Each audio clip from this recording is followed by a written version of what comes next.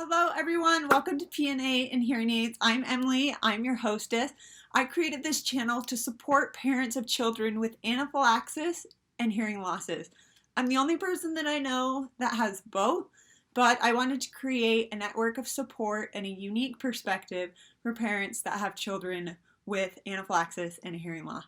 So here we go. Today, I'm going to share my hearing loss diagnosis. Let's start at a time 6 months before I was born. I have two older sisters. The sister right above me in age was diagnosed with a severe hearing loss at the age of 2. It took my parents a long time to figure out that she had a loss. They thought she was just quiet and reserved until her speech wasn't developing. Finally, my grandma dropped some pans behind my sister, and my sister didn't respond, so my grandma urged my parents to go have my sister's hearing tested. Lo and behold, my sister was diagnosed with a sensorineural, non-syndromic, congenital, bilateral hearing loss. My parents had no idea this would be an issue, as such a hearing loss hadn't been present in the family until then. This all took place in the mid-90s. Treatment was still very status quo and standardized. The doctors told my mom that my sister would be mentally limited her whole life due to the lack of auditory processing in the critical years of her brain development as a toddler. They also said that she would not have a reading level above that of a 3rd grader, that she would not be able to speak or communicate orally. They recommended an all-deaf boarding school and that my mom learn and subsequently teach my sister sign language. I was born 6 months later. Due to the hearing loss that ran in the family, I was naturally tested at birth. I too failed the test. 6 weeks later, it was confirmed that I too had a sensorineural bilateral congenital loss. Mine was not as bad as my sister's. I have a rating of moderate to severe in both ears. My mom was overwhelmed with 3 young daughters, the news that 2 of which were deaf, couldn't hear anything, trying to learn sign language on top of it. She thought there had to be another way. She met an incredible lady that introduced her to cued speech. Cued speech was invented in 1966 by Dr. R. Orrin Cornett. Cued speech uses various hand signs and positions on the face to communicate the phonemes of speech.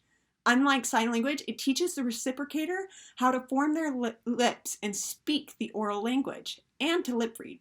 Cued speech can be used for virtually any language, with slight adaptations depending on the language. I was simply fit with hearing aids, went to speech therapy, and my mom used cued speech religiously to help my sister and I learn how to speak.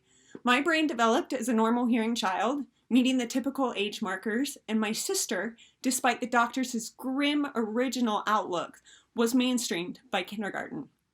I don't know sign language. Do I want to learn eventually? However, I'm so grateful for cued speech and the fact that it's helped me be oral and adapt to the hearing world.